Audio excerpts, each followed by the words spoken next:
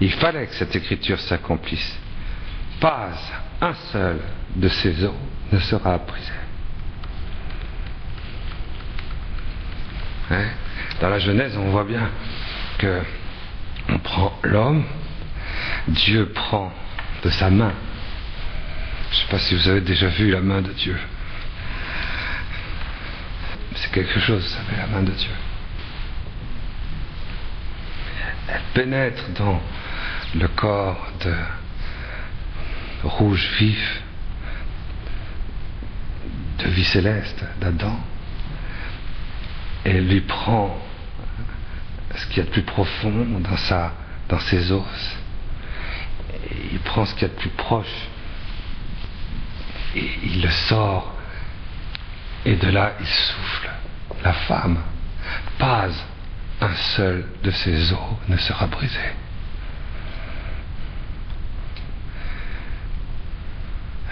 La femme sort de l'homme. L'épouse vient de l'époux.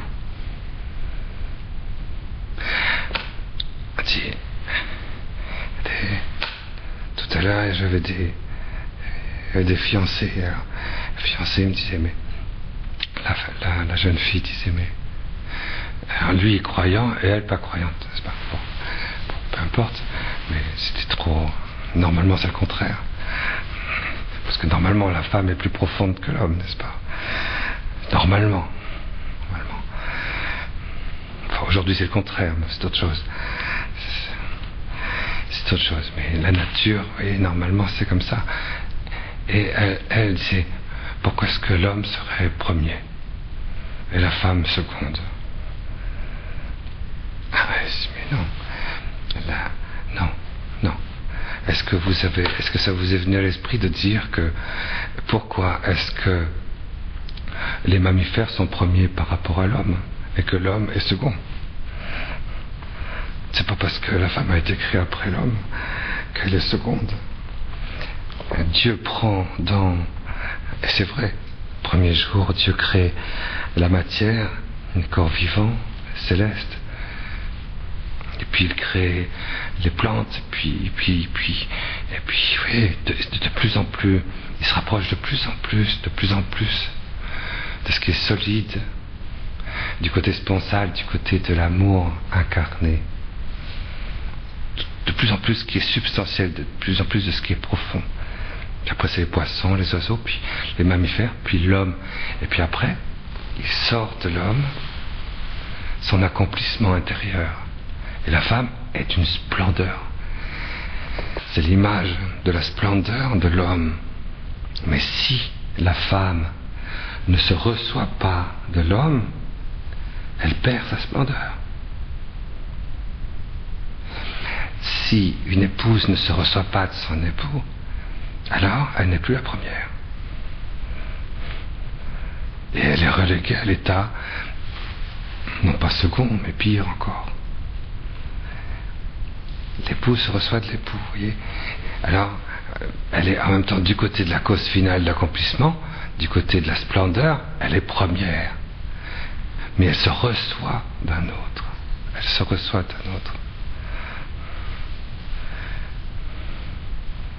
pour ça qu'un enfant, il se reçoit de Dieu.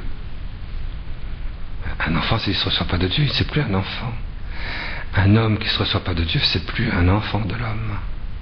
Et une épouse qui ne se reçoit pas de la source vive de son époux, c'est plus une femme.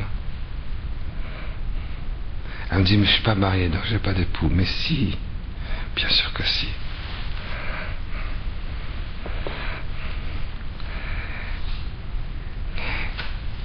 Et vous voyez, le cœur immaculé de Marie, on va dire, si on est un petit peu psy, hein?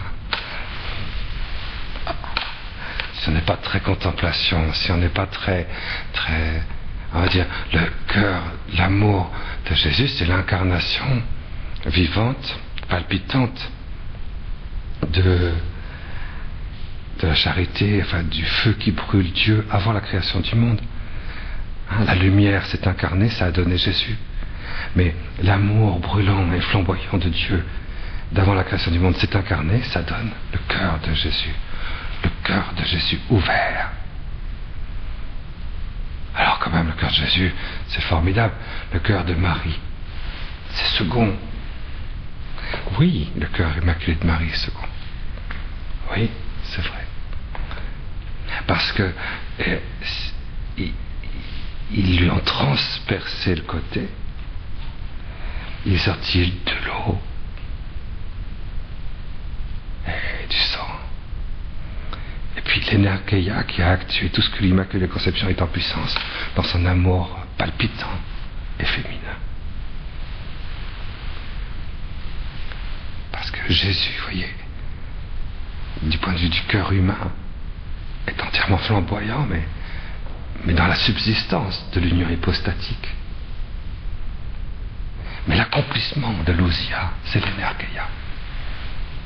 Et l'Esprit Saint est l'acte de ce que l'Immaculée Conception est en puissance. Du point de vue de l'accomplissement de l'amour, de la manifestation et de la splendeur, le cœur immaculé de Marie est premier.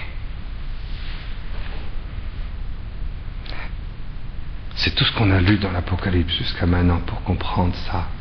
C'est très important. Mais le cœur immaculé de Marie ne s'est jamais reçu à partir d'elle-même. Elle s'est toujours reçue du fond du cœur blessé de l'agneau. Elle s'est reçue de son épouse. Elle est toute reposée à l'intérieur de sa source. Et c'est pourquoi elle est femme.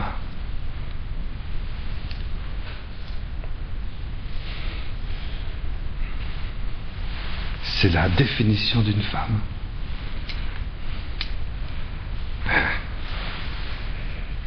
Bon, comme c'est vrai que c'est devenu rare maintenant une femme.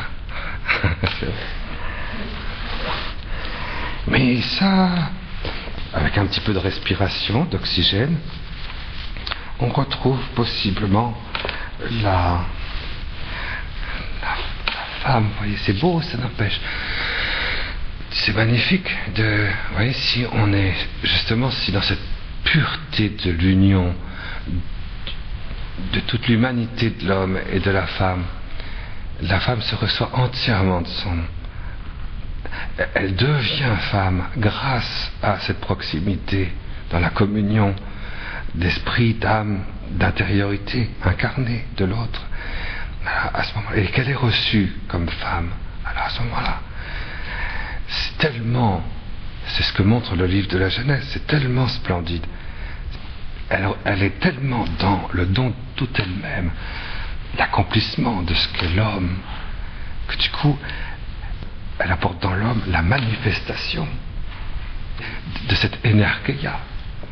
Et du coup, elle unit la force de toutes les sources de sa féminité dans sa moitié sponsale, et du coup, tout est en lumière, et du coup, il peut lui aussi à son tour se donner à elle dans la sponsalité. Alors, on est dans le repos. L'humanité commence à naître. C'est la raison pour laquelle l'Écriture indique: ils ne lui briseront pas, aucun des os ne sera brisé. On peut briser, voyez, l'homme, mais pas la femme.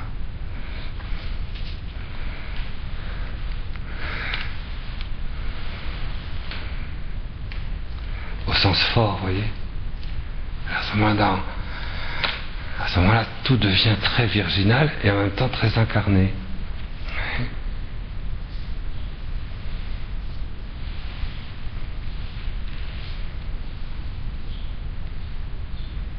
La pureté est une chose très importante pour que l'amour puisse ne pas être brisé.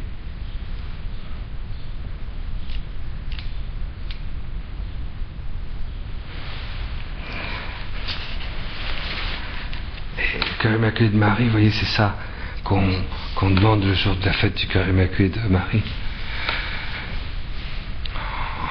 On lui demande on s'ouvre profondément en nous-mêmes, du dedans de nous-mêmes, dans les très très grandes profondeurs de nous-mêmes.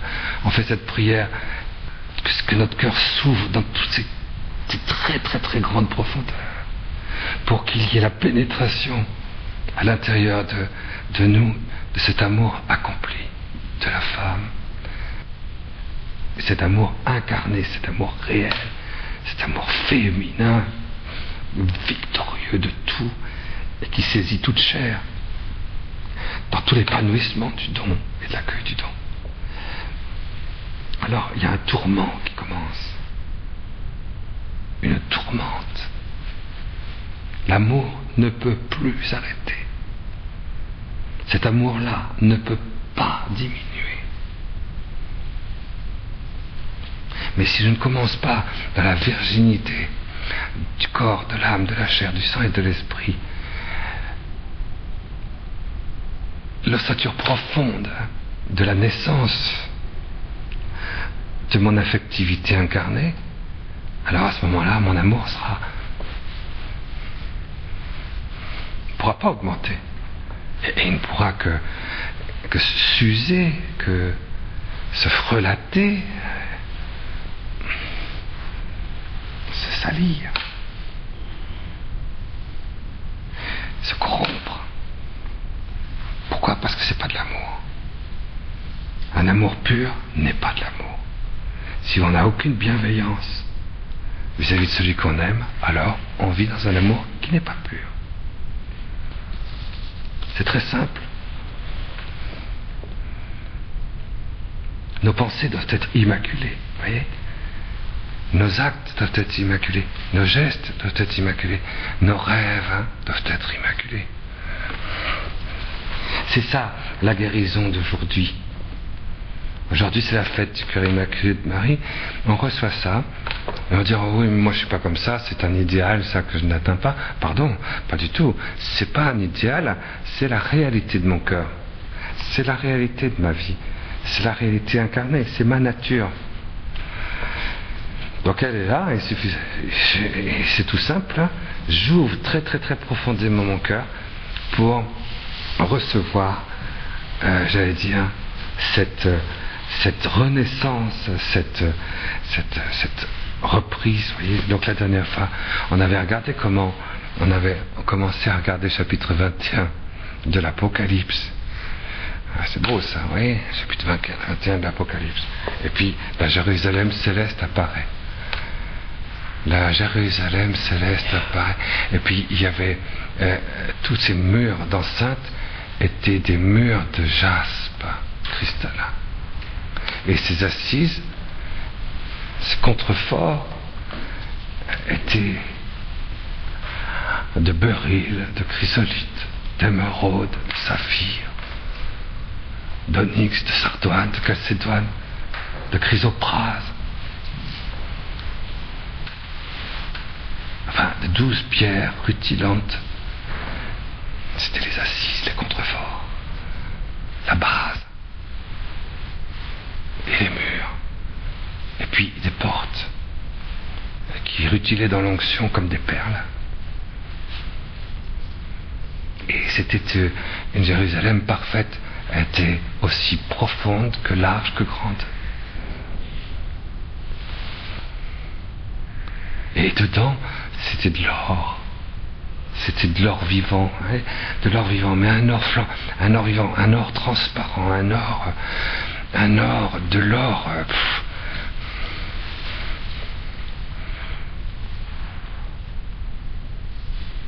Et si on est en train de lire ça et de commenter ça, vous voyez, c'est magnifique, c'est vrai, hein, comme description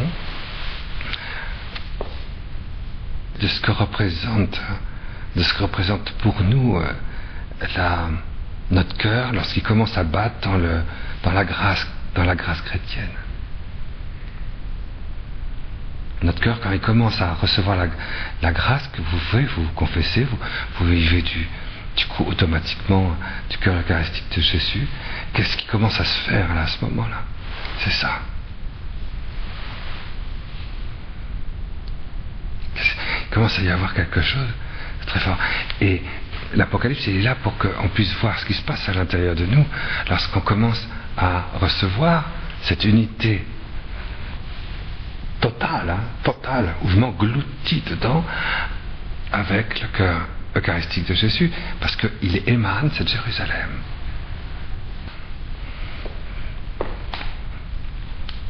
Je suis un membre, je suis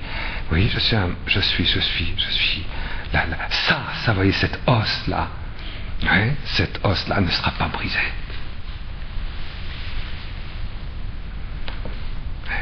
C'est beau ça, ce passage. C'est écrit, ces os ne seront pas brisés. Et celui qui vous dit cela, dit vrai, il dit la vérité. C'est Saint Jean qui dit ça. Il ne faut pas oublier que Saint Jean, donc, a écrit l'évangile que nous venons de lire tout à l'heure, ces os ne seront pas brisés, après l'Apocalypse. Les os, c'est ce qui sort du cœur de Jésus ouvert. L'eau, le sang, la Jérusalem glorieuse, c'est le sang. L'eau, c'est l'Immaculée Conception. L'Esprit Saint, c'est ce qui l'actue.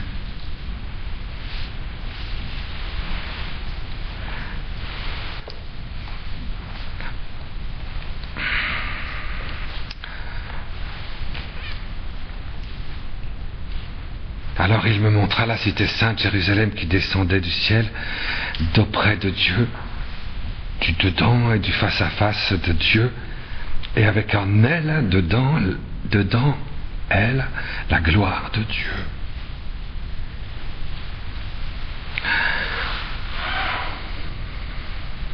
L'ange en mesura le rempart, il avait 144 coudées. Ça c'est beau ça, 144, ça veut dire quoi qu'il avait 144 coudées? 144 mètres, allez. Pas 144 mètres. C'est 12 au carré. C'est pas ça? 12 fois 12, 144. C'est quoi 12? 12, ça veut dire que la mesure de notre corps, qui est pourtant tout petit, cette mesure, si vous voulez voir la substance, les os de notre cœur, voyez, ce qui est inébranlable en nous, ce qui ne sera jamais brisé, on peut toujours retrouver. C'est 7 plus 5. 7, c'est quoi? C'est la totalité. C'est la plénitude. La totalité dans notre cœur, il y a la totalité du ciel et de la terre. Il y a la totalité 5 de la vie divine. Et 12, il y a la totalité de tous les êtres humains créés par Dieu. C'est ça la signification biblique de 7, 5 et 12. Et quand c'est établi au carré, ça veut dire que c'est à la puissance de l'intimité vivante de Dieu, le Verbe. Il y a donc la totalité de l'humanité avec la totalité de son accomplissement, 7, la totalité de sa divinisation, 5, dans la puissance infinie et intérieure du Verbe de Dieu.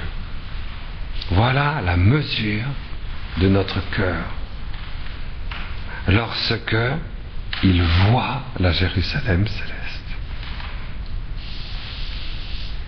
C'est intéressant parce que quand vous priez, est-ce que c'est la mesure de votre prière, ça, hein? Quand on prie, il faut que ce soit la mesure. Est-ce que vous êtes resté rivé à le curé il est pas sympa, il est pas au bon niveau, le pape il est trop vieux, je sais pas moi. La chasuble du père elle est trop sale. C'est pas de sa faute, hein. Il n'a pas de machine à laver. Alors, vous voyez, ou bien alors, la mesure de mon regard, c'est de me recevoir de ce que je suis, vous voyez, appelé à être. Et pas appelé, parce que je le suis en puissance. Je ne suis pas en acte, mais il suffit qu'il y ait l'actuation. Et je le suis en acte. Et je le vois, vous savez, quand je m'engloutis. Lorsque je m'engloutis, absorbé, attiré, abandonné, transformé, transubstantié dans ce que je reçois. Vous voyez, ce rempart est construit en jaspe Et la ville, c'est de l'or fin comme du verre bien pur. Et les assises de son rempart sont rehaussées de pierres, de pierreries de toutes sortes. La première assise est de jaspe. De jaspe.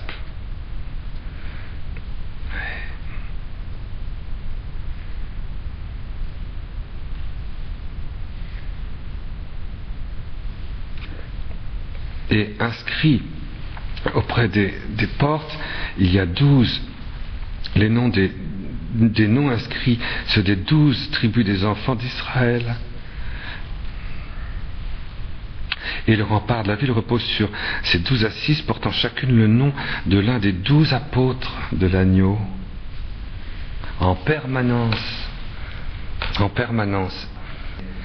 nous sommes liés à chacun des 12 apôtres de l'agneau. Et chacun des 12 apôtres de l'agneau a sa manière à lui de vivre la plénitude de l'absolu.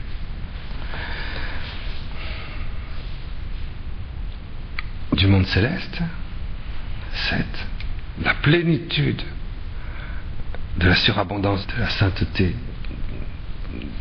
distribuée et répandue en toutes choses. Chacun a sa manière à lui. Les apôtres, alors vous savez, bien sûr il y a eu Pierre, Jacques, Jean, j'espère que depuis que vous êtes au catéchisme, vous connaissez tous par cœur le nom des 12 apôtres. Pierre, Jacques, Jean, Thomas, Jacques, Philippe, Barthélemy, Matthieu, Simon, Jude, l'un, Claire, Clément. Ça, sauf que l'un, Claire, Clément, c'est les premiers papes. Voilà. Et chacun a sa manière à lui. Alors la première assise est de jaspe, la seconde de saphir.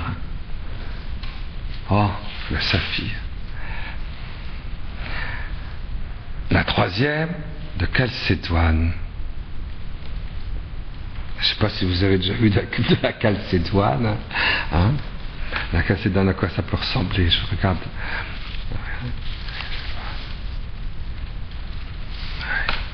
La troisième de calcédoine, la quatrième d'émeraude, la cinquième de sardoine, la sixième de cornaline, la septième de chrysolite, la huitième de beryl, la neuvième de topaze, la dixième de chrysoprase, la onzième d'hyacinthe, la douzième d'améthyste.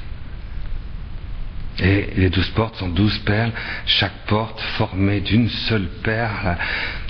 C'est extraordinaire ça. Il y a en même temps 12 portes, chacune est une perle. Je veux dire, ces 12 portes sont 12 perles et chacune est une perle. Donc ces 12 portes sont une seule perle. C'est extraordinaire ça. Et Jésus avait parlé des perles, vous savez, puisqu'il avait dit, lorsque quelqu'un a trouvé beaucoup de perles, il va les vendre toutes pour pouvoir acquérir l'unique perle. Mais ces 12 perles, ces 12 portes sont chacune l'unique perle. En fait, il n'y a qu'une seule porte, mais lorsqu'elle est dans la plénitude reçue, c'est la porte dans sa splendeur. L'ouverture du cœur de Jésus dans sa splendeur, c'est l'ouverture du cœur glorieux de la Jérusalem céleste. C'est le cœur immaculé, co-rédempteur de la médiatrice, glorifiée dans la plénitude du ciel. Elle est la plénitude du ciel. C'est dit de manière apocalyptique, mais c'est dit.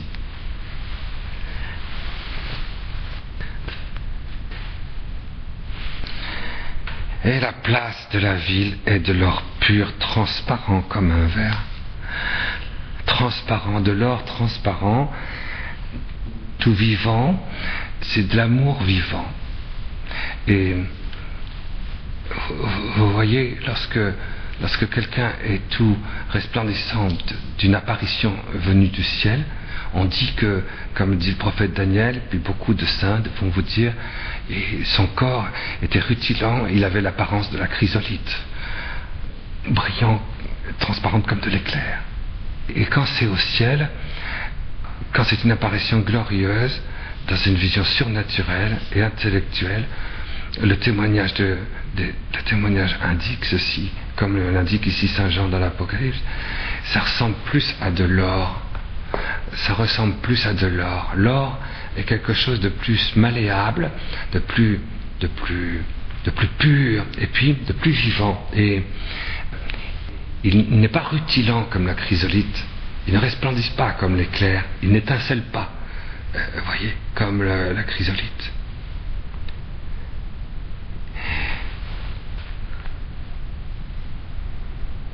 Il n'est pas attractif comme la sardoine, vous voyez, il n'est pas transformant comme toutes ces pierres ont chacune une qualité. Il y a des pierres qui parlent, voyez, il y a des pierres qui attirent, il y a des pierres qui transforment, il y a des pierres qui étincellent, il y a des pierres qui purifient. Mais l'or, c'est de l'amour à l'état pur, mais c'est un amour incarné, c'est un amour glorifié, c'est de l'humanité ressuscitée, où Dieu rutile d'amour dedans une humanité, dedans une résurrection. Alors, cet or, là, du coup, devient blanc. C'est extraordinaire. Je ne sais pas si vous avez déjà vu du feu dans les anciennes chaudières. Moi, j'aimais bien quand j'étais petit. J'ouvrais la chaudière de mon père en bas à la cave. Et on brûlait du charbon à coque. C'était une grosse chaudière, puis on mettait beaucoup de charbon à coque. Et alors quand on allait en dessous du foyer, là où l'air passait alors le charbon à coque était plus on s'approchait du centre, plus on voyait que le charbon de rouge passait à l'orange jaune, et puis le cœur du foyer c'était des étincelles. C'était pas des étincelles, c'était blanc, vivant. À la fois tout petit, à la fois vivant, à la fois palpitant. Et extraordinaire, hein, c'est cette couleur de l'or lorsqu'il devient immaculé parce qu'il est trop amoureux, voyez. Enfin, il est trop flamboyant, il est pacifiant. Et c'est comme ça que sera notre corps lorsqu'il ressuscite. Hein. Dans la Jérusalem céleste, notre corps est fabriqué de cet or pur. C'est très beau quand vous voyez la Vierge vous apparaître comme ça, elle est très belle. Eh bien, au milieu de ce blanc, vous percevez très très bien dans les bras de la Vierge, Marie, immaculée, de la Jérusalem céleste, vous percevez très bien au milieu d'elle le Verbe de Dieu. Et qui est beaucoup plus qu'immaculé, beaucoup plus que blanc. Il est invisible. Mais c'est comme si, le voyant au milieu de cette splendeur de l'or vivant, de la gloire immaculée de Marie, c'est comme si, voyant l'invisibilité du Verbe, en le percevant, c'est comme si vous étiez envie de vous fondre en lui. De vous fondre en lui. En se fondant à l'intérieur de lui, c'est toute la lumière qui donne à toutes les autres, à toutes les splendeurs de n'être qu'amour, vous voyez. Mais dans cet amour pacifique, il y a une unité qui fait que le trésor est là. Je ne sais pas comment expliquer ça, mais toujours est-il qu'on se reçoit à ce moment-là dans le Verbe, on emporte avec nous toute la Jérusalem céleste, et elle est elle-même, elle devient elle-même dans le Verbe de Dieu. Et du coup, elle resplendit dans une Jérusalem céleste nouvelle. Et du coup, vraiment, ça y est, la chrysolite, la sardoine, l'émeraude, le rubis, la calcédoine, les assises. On se trouve dans une sécurité et une humanité tout à fait elle-même, alors qu'il n'y a plus que Dieu. C'est ça qui a marqué là. Et du coup, on est vraiment dans une transformation nouvelle. C'est comme si on était donc extasiés mutuellement. L'amour de Dieu et l'amour qui est le nôtre, le mien, s'extasient ensemble dans une suspension qui semble être invincible, qui ne peut plus s'arrêter. Et c'est comme si, à un moment donné, comme cette onction resplendissait tranquillement dans l'amour d'elle-même, qu'elle réalise à un moment donné que qu'elle est toute profonde, que cette profondeur est elle-même forte, que cette force produit des éclairs nouveaux, une foudre nouvelle. Et c'est comme si on se reprochait mutuellement à un moment donné de la paresse, de ce repos délicieux, pour nous donner à nouveau dans une prise anagogique qui représente des abîmes encore plus profonds dans l'ordre de l'amour. À ce moment-là, c'est de l'intérieur qu'on récapitule à nouveau l'amour de la gloire de Dieu pour se retrouver, j'allais dire, dans l'incarnation de cet amour. Voilà pourquoi il y a des remparts. Et voilà pourquoi ces remparts sont de jaspe.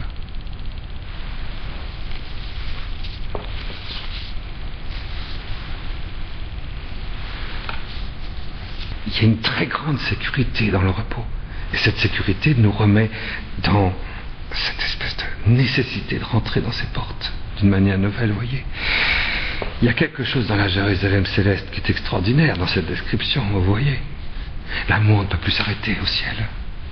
Et dès qu'on est chrétien, l'amour ne peut pas s'arrêter. C'est fini, bien sûr. Dès qu'on a bien voulu rentrer dans les profondeurs de l'amour du Christ et que notre corps s'est réveillé. Notre sang, notre profondeur humaine du cœur s'est réveillé dans l'extase de la vie chrétienne.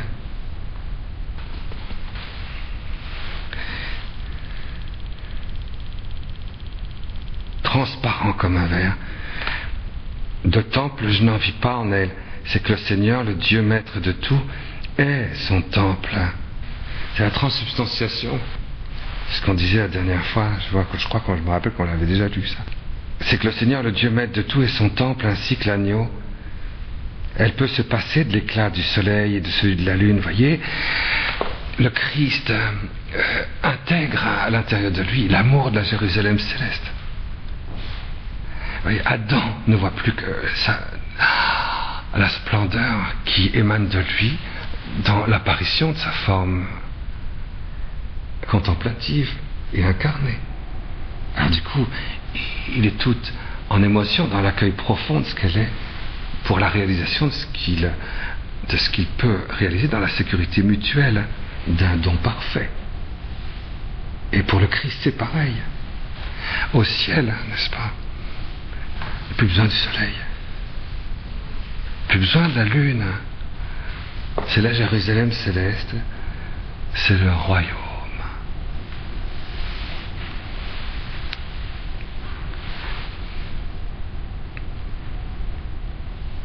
Les nations marcheront à sa lumière. Oui, les nations marcheront à sa lumière, et les rois de la terre viendront lui porter leurs trésors. Ses portes resteront ouvertes le jour, et il n'y aura plus de nuit. C'est extraordinaire cette prophétie de ce que c'est que le chrétien sur la terre, et vous savez, irrémédiablement, le christianisme va devenir ça avant la fin du monde. Le christianisme, c'est ça. C'est pas autre chose. Le christianisme, c'est ça. C'est à cause de ça qu'il y a la communion eucharistique, la confession, le baptême. C'est uniquement pour que sur la terre, il y ait ça. On est en train de méditer, de regarder, de contempler la révélation. Dieu dévoile ce que c'est que son corps mystique vivant, dont nous sommes les membres vivants, si nous sommes dans la pratique de l'amour inconditionnel du baptême. Si on est tiède, évidemment, on est en dehors de tout ça. On est d'accord, ça.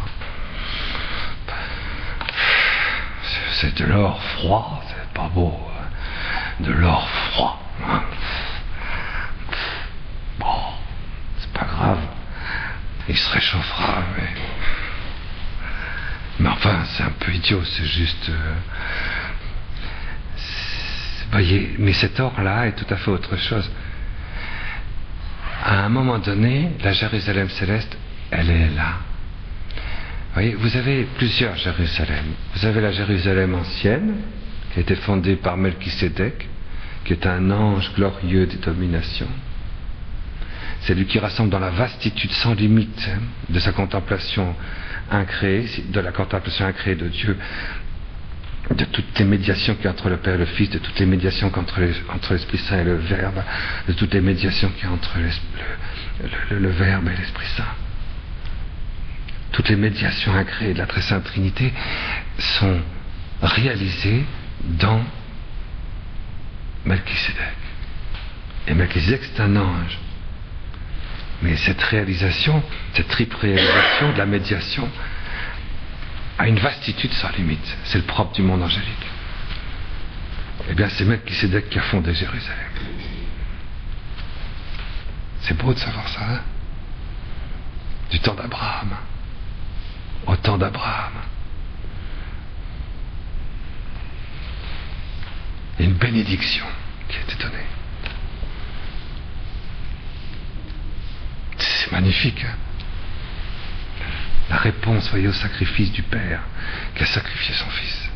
Dieu était obligé de donner son Fils. Il a dit, si l'homme le fait, je ne peux pas faire autre chose. Abraham a fait ça en sachant que c'est le Père qui, à travers lui, envoie sacrifier toute son intimité éternelle et glorieuse. C'est pour ça que Melchisédek est là et fonde Jérusalem.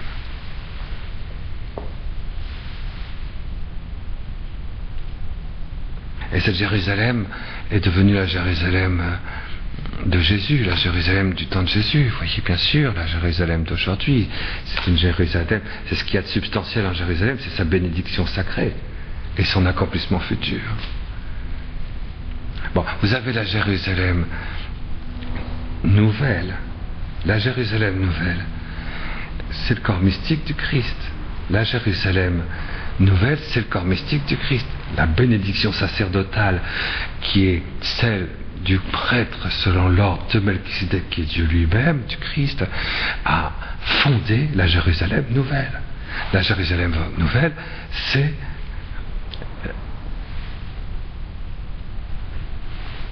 nous, c'est l'Église. Enfin, c'est les chrétiens à condition qu'ils fassent partie de la Jérusalem nouvelle. Parce qu'il y a plein de chrétiens qui sont baptisés qui ne font pas partie de la Jérusalem nouvelle. Parce qu'ils n'en ont rien à cirer. Ce qui les intéresse, c'est... Vous voyez? Bon. Ils vivent à la périphérie d'eux-mêmes. Ils ne vivent pas du tout dans les profondeurs de leur splendeur, de leur vocation, de leur mission. Il y a une perception qui ne s'est pas faite encore, vous voyez. Alors, ça, c'est la Jérusalem nouvelle. Bon, il y a une Jérusalem incarnée. Cette Jérusalem incarnée, c'est Marie. La Jérusalem incarnée, c'est Marie. C'est l'Immaculée Conception. Vous avez une Jérusalem spirituelle. Ah, et une Jérusalem céleste.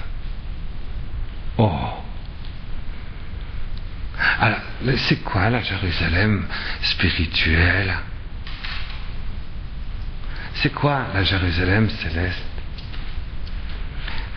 Ici, nous avons la révélation sur la Jérusalem céleste. Si vous voulez, la Jérusalem spirituelle.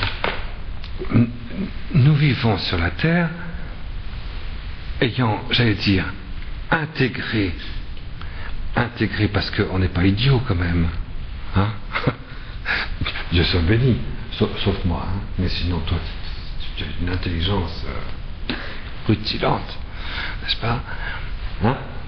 Donc tu comprends tout. Hein? Tu comprends que c'est pas facile. Il faut faire des efforts héroïques. Pourquoi? Parce que la Terre, j'allais dire, bien sûr, elle est lumineuse dans sa fondation, elle est lumineuse dans son... C'est extraordinaire. C'est extraordinaire si tu regardais, tu voyais, mais tu serais presque tout le temps dans le ravissement, l'extase et la transfiguration, si tu étais dans ta substance. Si tu es dans ta vérité, tout le temps, tu seras en extase, dans le ravissement, la transfiguration, le repos, la splendeur, la surabondance, le rayonnement. Tu serais normal, quoi.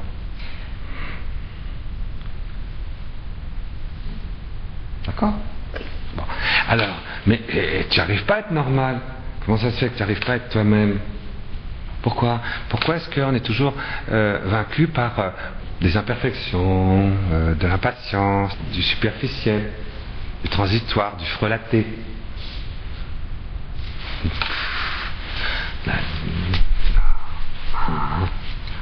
Hein? Pourquoi? Et parce que cette Jérusalem de la terre, cette Jérusalem nouvelle, cette Jérusalem surnaturelle qui est en nous, dont nous sommes, j'allais dire, les porteurs, est attaquée. Il y a une couche extraordinaire. Il y a un combat eschatologique qu'on a vu dans le chapitre 18, 19 et 20. Il y a la cité, il n'y a pas que la cité céleste, il y a aussi la cité terrestre, et la cité terrestre, le monde, l'esprit du monde qui est sur nous, qui fait qu'on n'est pas très contemplatif, qu'on regarde trop les choses sur un plan strictement politique, humain, sociologique, psychologique. Bête, quoi. Inutile, stérile, appauvrissant, hypocrite. On perd beaucoup de temps avec ça. Et on s'exaspère soi-même. On s'épuise soi-même dans ses profondeurs. Alors on sait très bien qu'il y a cet esprit du monde qui est sur nous, cette noirceur, cette ténèbre qui nous entoure. Il y a le monde démoniaque, il y a le monde des ténèbres, le monde des puissances intermédiaires, le monde cosmique, le monde de l'humanité déchue, le monde du péché, le monde de la mort, le monde des hommes qui ont choisi la victoire de la mort sur tout. On est donc entouré de ça, vous voyez. Et pourtant, il y a eu des saints. L'Immaculé est passé par là, Jésus est passé par là. Et ils demeurent, ils ont laissé leur germe. Melchisédek est passé par là. Braham est passé par là. Thérèse est passée par là. Maximilien Marie Kolb est passé par là. Un homme en blanc s'est levé. Et avant de partir, il est passé par là. Et toutes ces lumières splendides, indestructibles et cachés, demeurent là.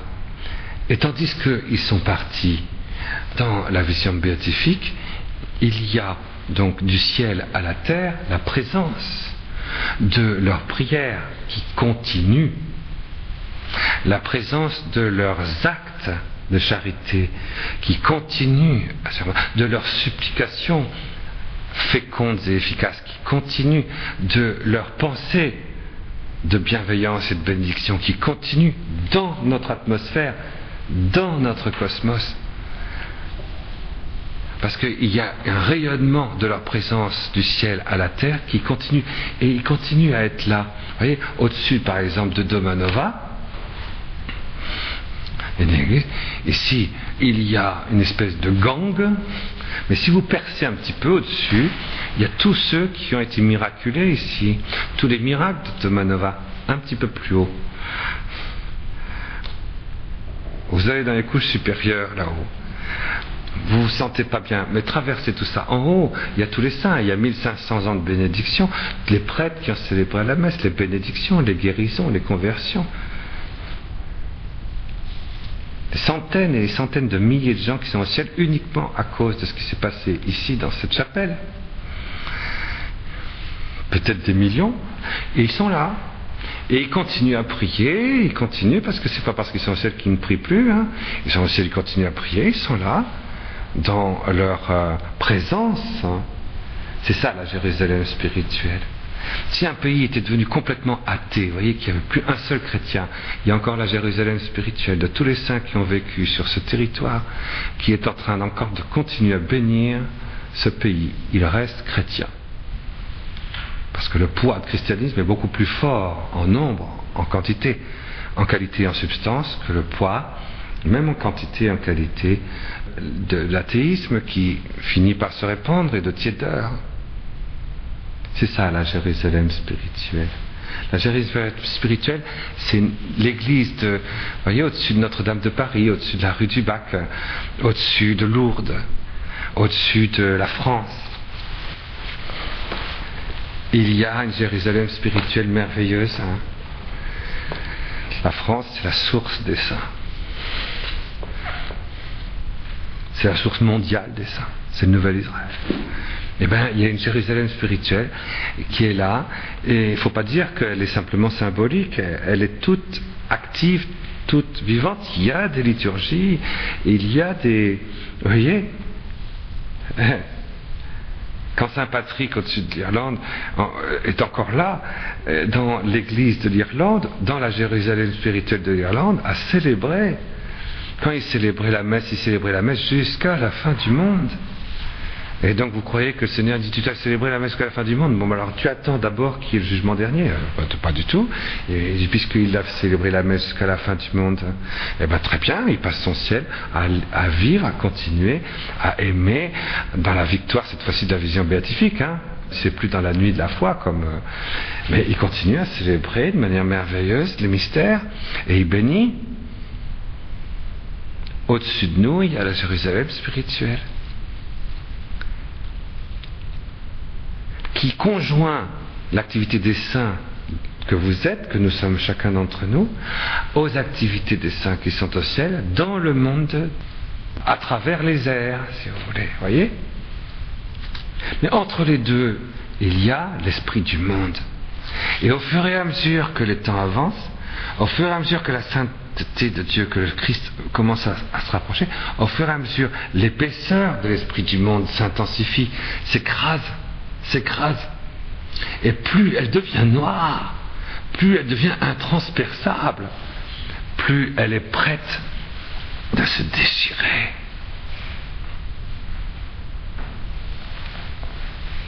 Voilà ce que c'est que l'Apocalypse. L'annonce que cette espèce de gang va s'intensifier, et d'indéchirable, elle va se déchirer d'un seul coup. L'avertissement. C'est ça, les 7 coupes. Et cette déchirure va être simultanée à une autre déchirure. Chapitre 21. Et cette autre déchirure, c'est la Jérusalem spirituelle. Nous allons nous incorporer plus facilement, si je puis dire, et plus naturellement, plus spontanément, lumineusement, à cette Jérusalem spirituelle, ce que nous faisons déjà maintenant, évidemment. Mais là, beaucoup plus librement. Et la Jérusalem spirituelle elle-même sera beaucoup plus libre dans sa conjonction avec la Jérusalem céleste, qui, elle, est glorieuse, est dans l'anastase, au-delà du monde cosmique, et dans la gloire de la résurrection. Alors, on verra apparaître la Jérusalem céleste. Et nous le verrons ici,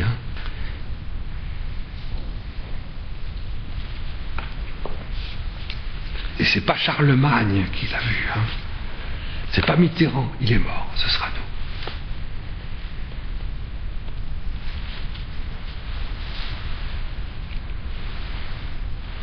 Moi ça me plaît, Vous comprenez? Est-ce que vous voyez là? Bon, alors les nations marcheront à sa lumière, vous comprenez? Tous les peuples marcheront à sa lumière. Après l'avertissement, c'est merveilleux, quoi. Les gens seront libres d'être des saints. Tous les peuples, les multitudes marcheront à la lumière de l'Église, du corps mystique de Jésus. Parce qu'il y aura des portes de chrysolite, il y aura des portes de sardoine, d'émeraude. Bon, traduisez, des portes d'espérance incarnées, des portes de charité incarnées, surnaturelles, des portes de sagesse incarnées, vivantes, surnaturelles, des portes de science, de connaissance incarnées, des portes de chasteté, virginité, sponsale, réalisées, limpides, flamboyantes, coulantes et surabondantes, possible, naturelle et libre. Tout le monde ne sera pas obligé, mais elle sera possible. Facilement. Vous voyez, 144. Absolument. Les saints, après l'avertissement, resplendiront comme des soleils en comparaison du resplendissant des saints d'avant l'avertissement, qui ne resplendissaient que comme des étoiles. Mais dès que vous mettez le soleil dans la nuit, les étoiles disparaissent. Et quand ce soleil lui-même est intégré, qu'on l'intègre dans la Jérusalem céleste, le soleil lui-même disparaît. Le Christ glorieux disparaît lui-même dans la splendeur du ciel, si je puis dire, extasié dans ce qui est sa substance, en son accomplissement. Voilà pourquoi il est dit, elle peut se passer de l'éclat du soleil et de celui de la lune. Ses portes resteront ouvertes le jour, il n'y aura pas de nuit.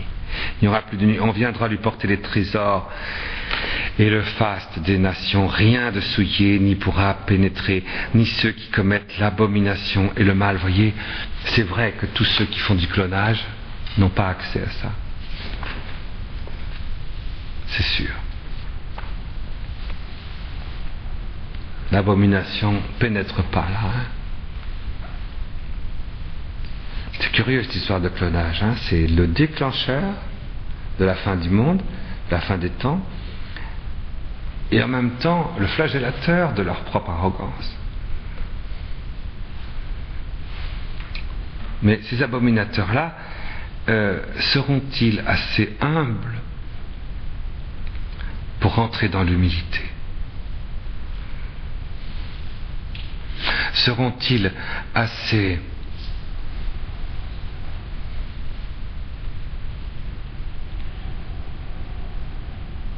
justes pour s'ajuster?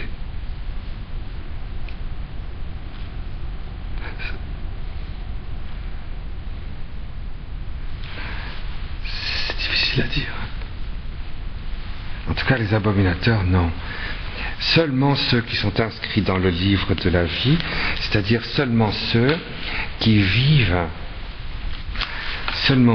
vivent dès maintenant la plénitude de leur vie, ceux qui vivent de leur origine. Notre origine, c'est dans les mains de Dieu, et leur origine est liée à leur accomplissement, parce que notre accomplissement est dans la main de Dieu aussi. Le livre de la vie, ceux qui sont inscrits dans le livre de la vie, vous savez, c'est au moment où Dieu m'a créé qu'il m'a inscrit dans le livre de la vie. C'est pour ça que j'ai un ange gardien. Et vous savez que notre ange gardien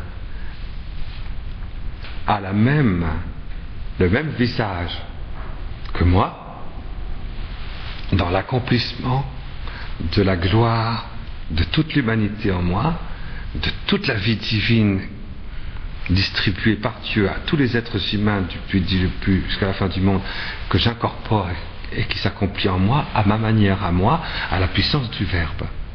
Et bien ce visage que je connais au moins un peu dès que je suis dans un maximum de ferveur, se manifeste dans le nom de mon ange, dans la présence vivante de mon ange gardien.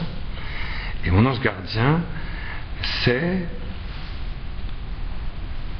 la mémoire de mon accomplissement éternel, sous un mode angélique. C'est pour ça que c'est très très bien d'être lié à mon origine 9 mois avant ma naissance, et en même temps à mon ange gardien. Dans cette extraordinaire communion, il y a une liberté profonde qui apparaît. La différence entre un ange et nous, c'est que l'ange n'a pas de limite dans sa vie intérieure. C'est une vastitude sans limite. Donc quelque part, l'ange gardien qui est moi sous le mode angélique, moi je suis un espèce de concentré de Dieu, tandis que l'ange, c'est une vastitude de Dieu. Eh bien, le concentré de Dieu que je dois découvrir au fond de moi et accepter, acquiescer, en quoi je dois me fondre entièrement pour être tout à fait extasié de moi-même en Dieu et de Dieu en moi-même, tout à fait moi-même. Vous voyez ça, ça, à l'état concentré, eh bien mon ange l'est à l'état de vastitude, mon ange gardien. Mais dans la fin, dans l'éternité de la Jérusalem céleste. Et être inscrit dans son livre de vie, c'est ça. Ceux qui sont inscrits dans le livre de vie, c'est ceux qui inscrivent leurs actes de foi, leurs actes d'adoration, leurs actes héroïques dans la vie terrestre, là-dedans. je vais communier et je me donne totalement à ce que Dieu fait. Vous voyez? C'est facile ça, hein, vous n'allez pas me dire, c'est hyper compliqué ce qu'il dit là. Non, c'est facile, je me communie, je fais un acte d'adoration, ça prend 3 secondes, hein, ça prend pas beaucoup de temps, hein, et je communie et je me donne, mais totalement à ce que Dieu fait. Voilà. Voilà. Alors il y a un miracle qui se fait. Oh. Oh. Oh. Ah. C'est Jérémie qui dit ça. Ah. Ah. Jérémie le prophète, vous pouvez vous-même, le livre de Jérémie. Alors les gens ils disent, quand ils font la lecture à la messe, alors Jérémie dit ah.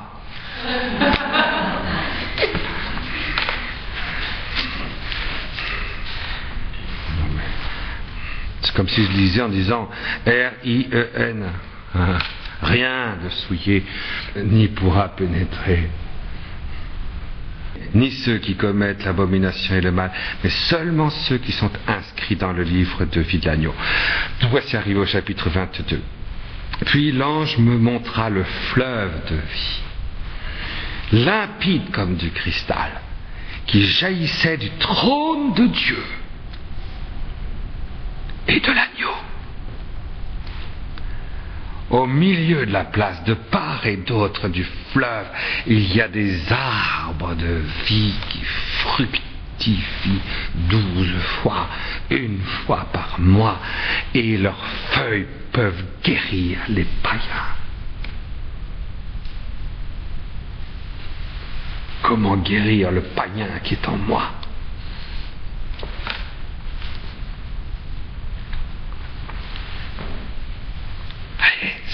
C'est extraordinaire ce passage-là. D'ailleurs, trouvez-moi un passage d'Apocalypse qui ne soit pas extraordinaire. Je crois. Trouvez-moi un passage d'Apocalypse qui n'est pas extraordinaire. Montrez-le-moi parce que je ne l'ai pas vu encore. Alors, donc, puis l'ange me montra, vous voyez, la vastitude de la contemplation de l'Apocalypse me montre le fleuve de vie. Le fleuve de vie.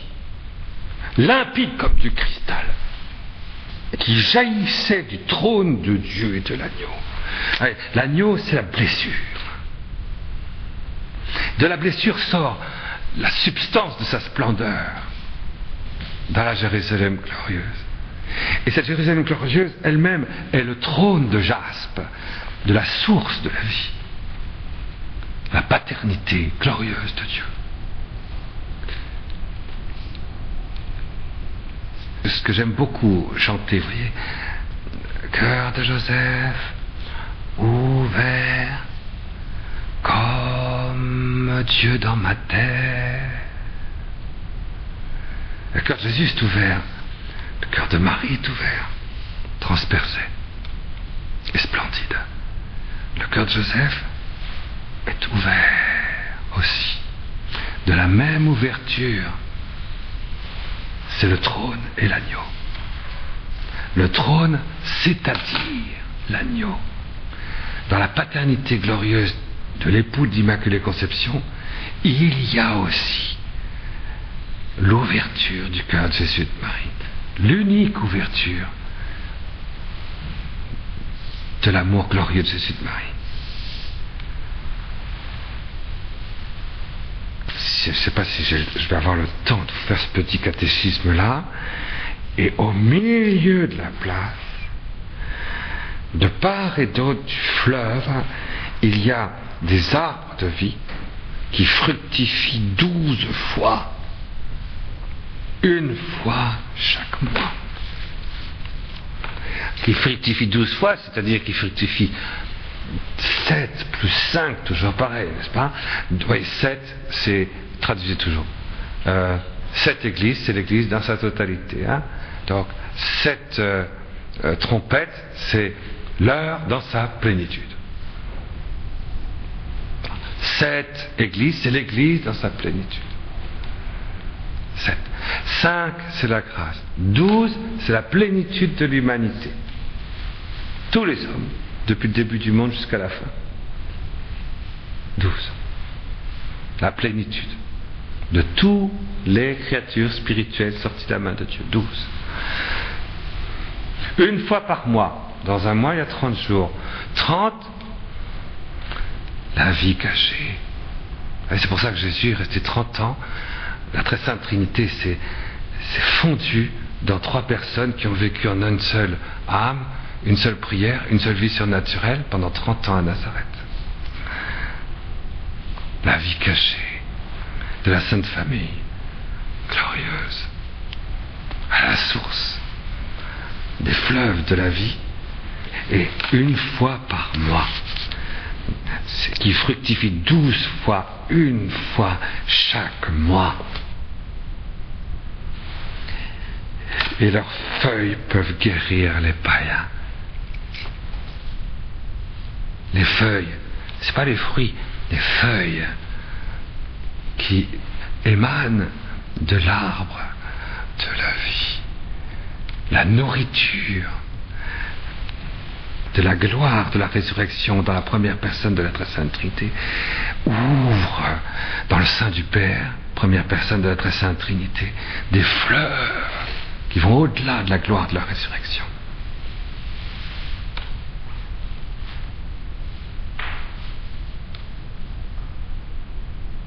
Et qui sont le secret de la Jérusalem céleste.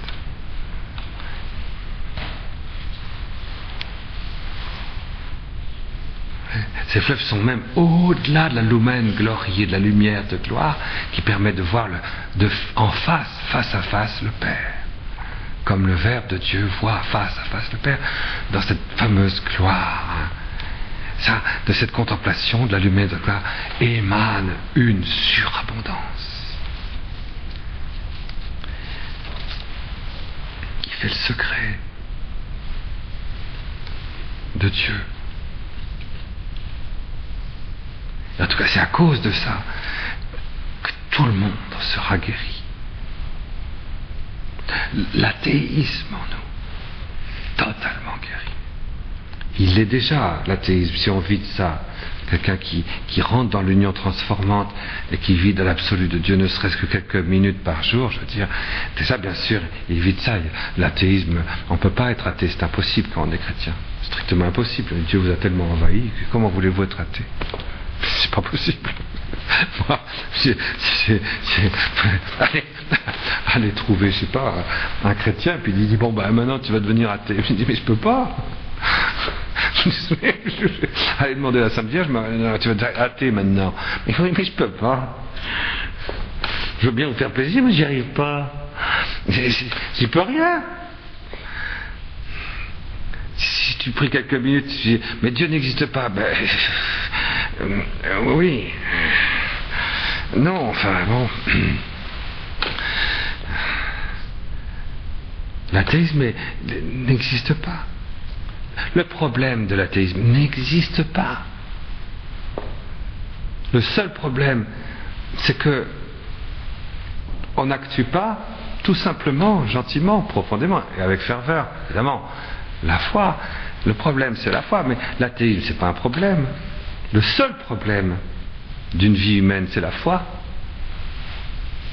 C'est pour ça que quelqu'un qui ne rentre pas dans la foi fait un péché beaucoup plus grave que s'il trucidait cruellement des millions, des milliers ou des centaines d'innocents.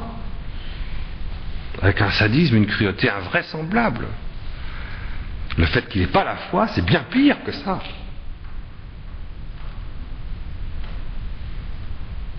C'est le seul problème d'un être humain, c'est la foi. Le problème, c'est qu'il y a des... comprenez, ça se bagarre à Perpignan, les communautés, c'est le problème des communautés. Il n'y a pas de problème de communauté.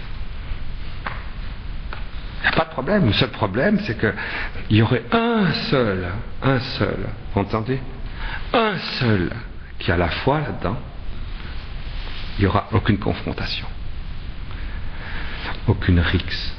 Je me rappelle, quand j'étais à Paris, je connais quelqu'un et il dit, moi je vais aller dans les squats de Belleville. Alors on est parti dans les squats de Belleville. Les squats de Belleville, il y avait 300-400 freaks, etc. Il y avait bien 2 à 3 morts par jour, hein, chaque nuit. Hein. Ça se bagarrait au couteau là-dedans. Hein. C'était une zone de non-droit, comme on dit. Hein. Bon. À partir du moment où ils sont partis à quelques-uns, une fois par semaine, c'est tout. Ils sont rentrés dans le temple du squat, hein, c'est là où ils faisaient des messes noires, des trucs comme ça, mais ils sont allés pour prier. Alors, ils sont allés pour prier avec les autres. Ils ont dit, ils ont dit aux squatteurs, allez hop, vous pouvez venir, et puis si vous voulez découvrir les secrets de la voie spirituelle, vous venez là. Oh, alors les squatteurs qui étaient complètement dada à l'héroïne, alors ils disaient, la voie spirituelle, la voie spirituelle. Là, ils venaient, etc. Mais du jour où le commando du Saint-Esprit est venu là, une fois par semaine, évidemment, ils venaient aussi pour manger. Ils amenaient des poulets, manger. Il y avait la prière, puis après on partageait les groupes, on partageait les poulets, on partageait du vin, tu vois. Du jour où il y a eu ces 5 jeunes gens et jeunes filles, étudiants d'ailleurs, qui sont venus là, il n'y a plus jamais eu un seul mort. C'était fini. Terminé. Il n'y a plus. Le jour où le Seigneur leur a demandé de repartir, au bout d'1 an et demi, en disant, vous arrêtez d'aller là, vous irez ailleurs, le lendemain, les rixes ont recommencé. Il y a eu des morts. Je me rappelle, Jeannot est mort la semaine d'après.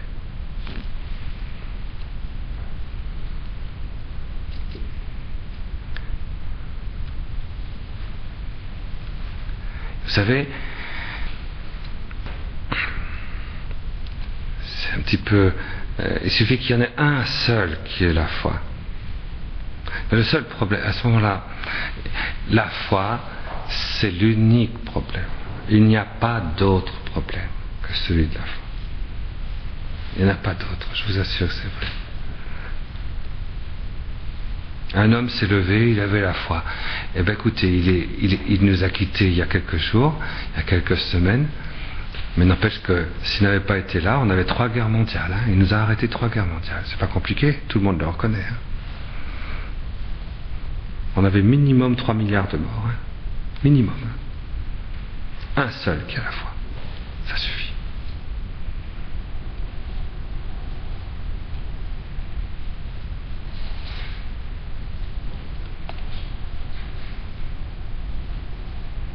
Voilà pourquoi il ne faut pas rentrer dans le péché.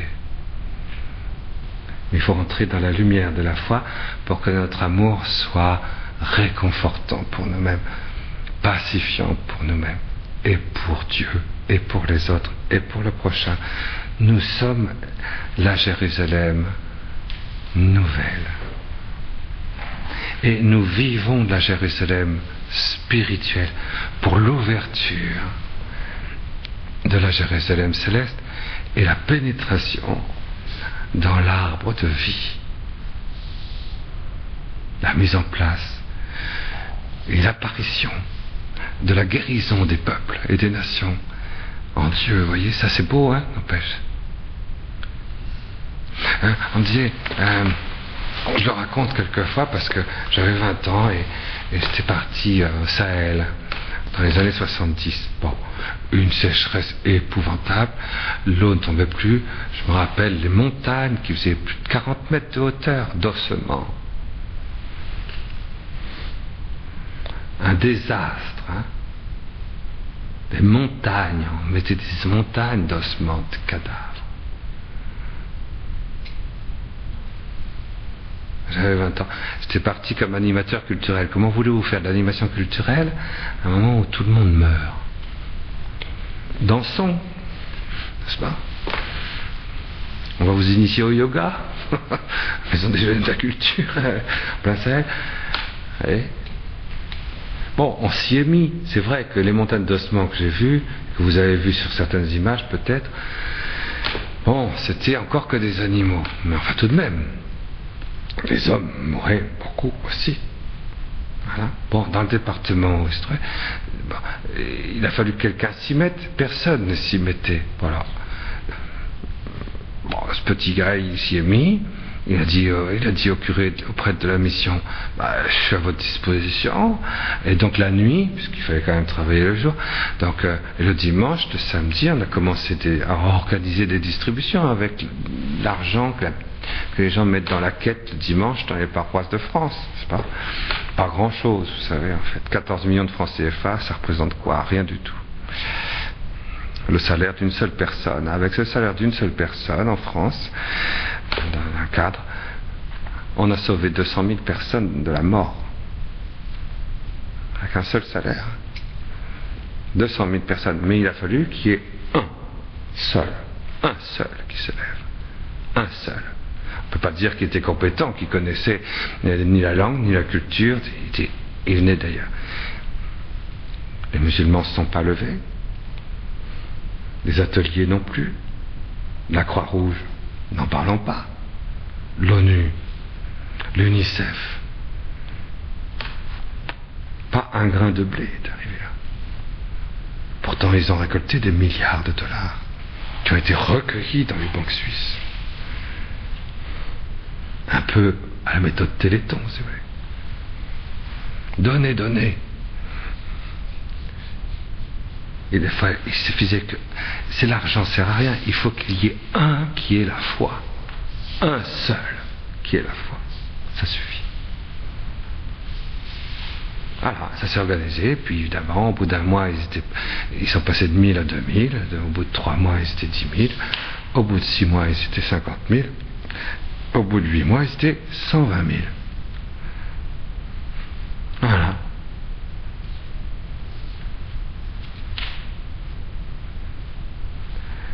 Et puis c'est tout bête. Et alors, mais pourquoi est-ce qu'il y a des morts? Pourquoi est-ce que Dieu fait? C'est ça qui est merveilleux. Pourquoi est-ce que Dieu fait qu'il y a des gens qui meurent de faim? Mais s'il y a un seul qui a la foi, tu entends? Un seul qui a la foi. Donc un seul qui laisse Dieu agir en lui. Il n'y a aucun mort de faim.